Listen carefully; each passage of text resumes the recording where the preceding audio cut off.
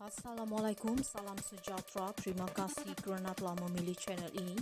Jangan lupa tekan butang like, komen, subscribe dan share untuk Kerajaan Perpaduan Perikatan Nasional digesa tanda tangan Perjanjian Damai.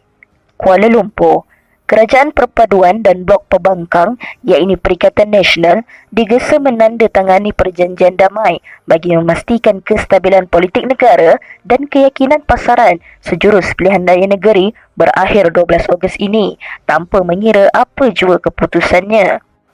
Langkah itu sama seperti memorandum persefahaman MOU Transformasi dan Kestabilan Politik yang ditandatangani kerajaan terdahulu pimpinan Datuk Seri Ismail Sabri Yaakob dan Pakatan Harapan pada September 2021. Mengemukakan gesaan berkenaan Gabungan Pilihan Raya Bersih dan Adil menegaskan MOU dimeterai kerajaan dan pembangkang pada 2021 itu bukan sahaja membolehkan kestabilan politik selama 13 bulan, malah berjaya meluluskan Akta Anti Lompat Parti dan beberapa reformasi parlimen. Kerajaan Perpaduan yang diketuai Perdana Menteri Datuk Seri Anwar Ibrahim ditunjangi Pakatan Harapan PH, Barisan Nasional BN, Gabungan Parti Sarawak GPS dan Gabungan Rakyat Sabah GRS.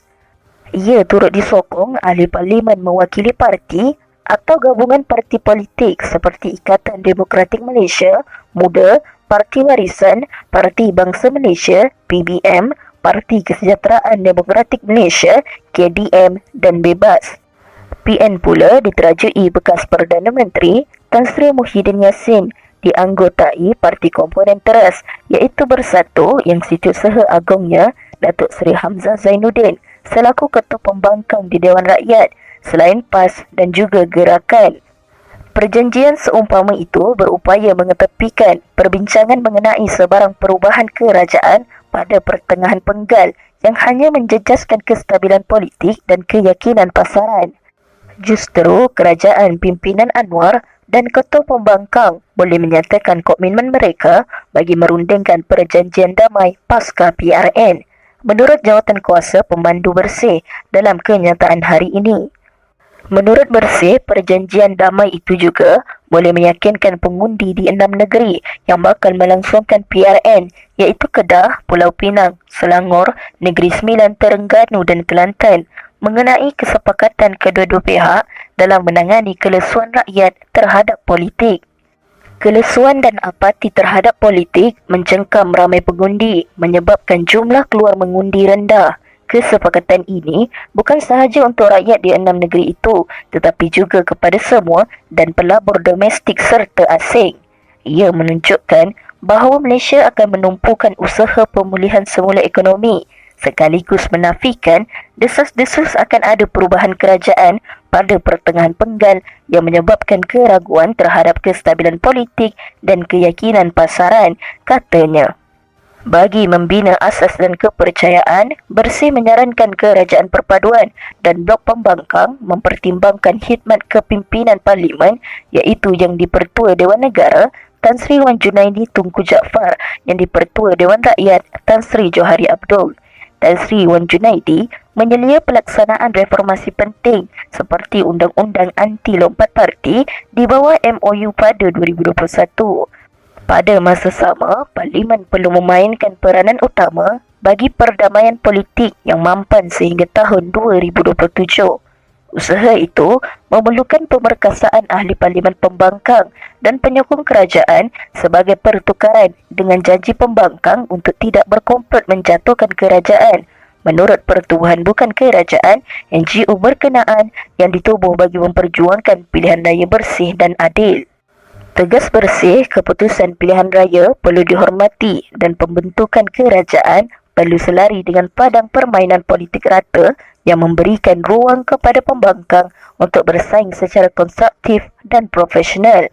Hanya ketika itu, kerajaan dan pembangkang dapat bersaing dalam isu dasar dan tata kelola, bukannya terus bermain politik, identiti seperti kaum, agama dan raja, 3R, katanya lagi.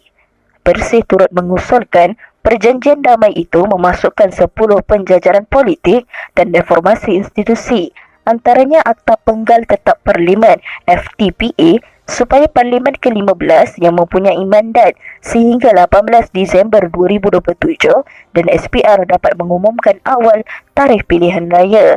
Melalui langkah itu, permohonan pembubaran awal hanya boleh dipersembahkan kepada Yang di-Pertuan Agong oleh Perdana Menteri dalam dua keadaan, iaitu jika kerajaan hilang majoriti atau usul pembubaran diluluskan oleh majoriti 2/3 ahli Dewan Rakyat.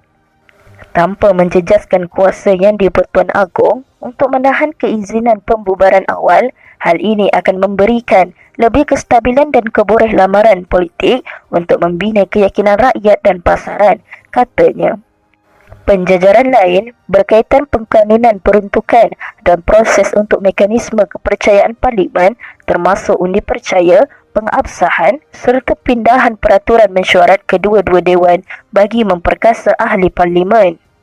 Selain itu, pengenalan semula Akta Perkhidmatan Parlimen untuk memastikan Parlimen lebih mandiri dengan mempunyai belanjawan sendiri untuk membiayai kaki tangan, jabatan penyelidikan, jawatan kuasa pilihan, mana pusat khidmat untuk ahli, iaitu antara reformasi dalam MOU 2021 yang belum terlaksana.